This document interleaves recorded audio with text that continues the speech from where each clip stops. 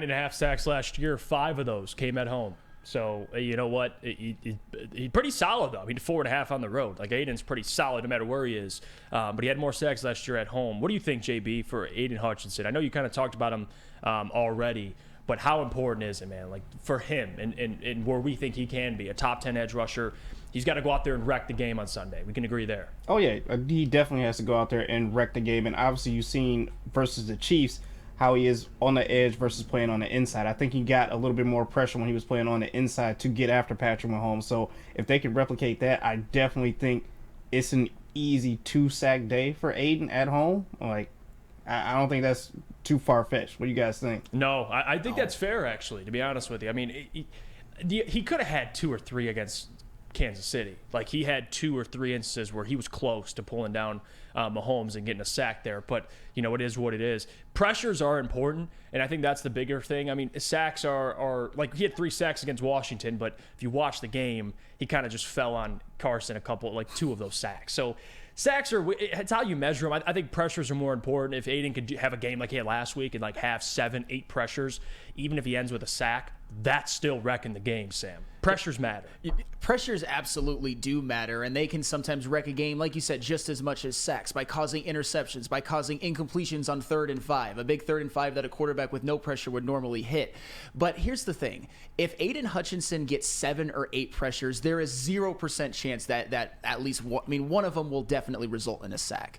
And I think that Aidan Hutchinson is a future Defensive Player of the Year caliber player. So at some point, and this isn't a criticism of Aidan whatsoever, he played great in the last game. At some point, he's going to have to rack up the sack numbers, because you look at Nick Bosa, double-digit sacks consistently, Myles Garrett, double-digit sacks consistently, TJ Watt, JJ Watt, prime Khalil Mack. At some point, if you want to be mentioned in the same breath as those guys, which I think Aidan Hutchinson most certainly will, you've got to start racking up the double-digit sack seasons, and I think it starts with this game against Seattle. Like I said, I agree with you, JB. I said it at the beginning. He gets to Geno Smith twice. I'm not calling, I know I forgot who said it in the chat, the over-under 4.5. He's definitely not going to get 5 sacks or 4 sacks or anything okay, that's like that. Kool-Aid. Now that's Kool-Aid. Yeah, there was somebody else in the chat, I forgot who mentioned it, that mentioned Derek Thomas had the record for sacks in a game with 7 against Seattle in 1990, and basically said, Aidan, we can cool it with those. But I think if he gets to Geno Smith multiple times,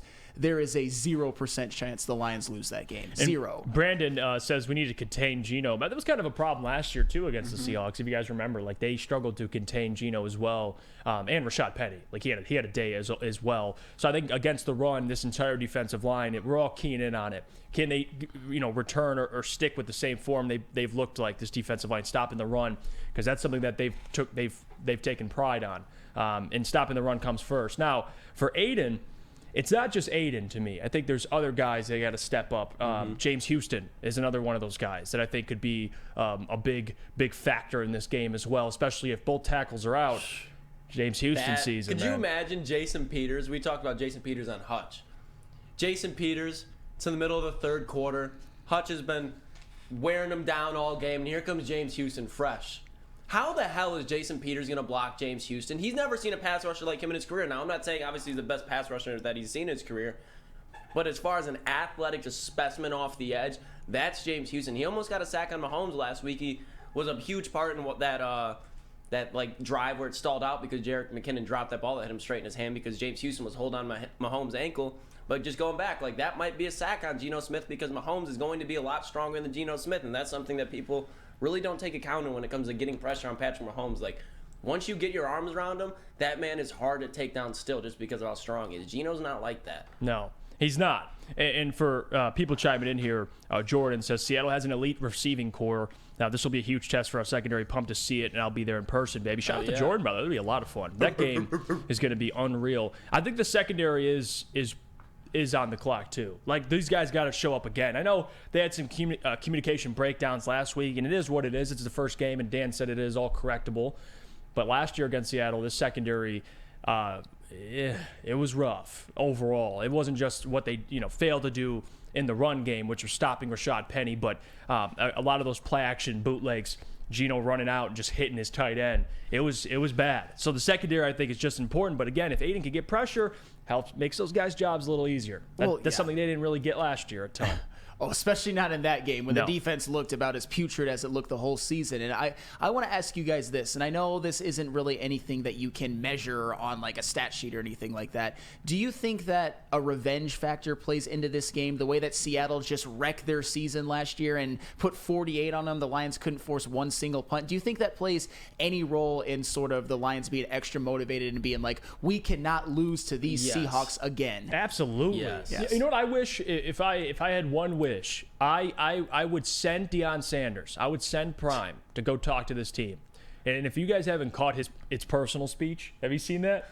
The one where he's like, I don't care about any opinion about me. He's like, he just keeps going about how he's done it over and over and over again. He was talking to his team, and he's like, you going to let a man come in your house and disrespect you? It's personal. And I wish Deion could speak to the Lions and be like, you're going to let that team come into your house like they beat you last year? It's personal. And I know these Lions players take it as personal. I do. Like, I don't think you'd be stupid if you didn't think that these players don't remember what happened last year, especially against Carolina too, which is coming up. Like, those guys remember that, especially Seattle. Like, you could not force a punt. This isn't like you had a close loss, and you could not force an effing punt. And the other part of that is Jared threw a pick 6 in that game. So I think for the entire team, it's not just the defense, they all take it personal. So to answer your question, yes, I do. And I really do believe that. Not to mention that aspect of it, but who knocked the Lions out of the playoffs last year? Who did the Los Angeles Rams play? And honestly, snuck out of there with the win the Seahawks did. But the Seahawks knocked the Lions out of the playoffs last year, so they remember that too. The only thing that worries me about Seattle, about this whole game, is the fact that they just got exposed by the Rams at home. So I feel like they even have something to prove. Because, I mean, everybody knows you start 0-2 in the NFL, it's really hard to make the playoffs. So Seattle's going to be undermanned, but with Pete Carroll, he's definitely going to have that offense and defense playing above their capability. Yeah, you'd expect with a well-coached team like that, Pete Carroll, they're going to bounce back. But both teams didn't play their best football. One just won on the road.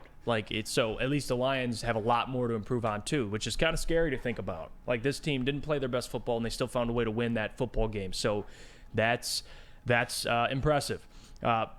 Mile High GTB says, yeah, MCDC is a master motivator. Prime can stay in Colorado. I'm kidding, by the way. Okay, MCDC, don't question his leadership.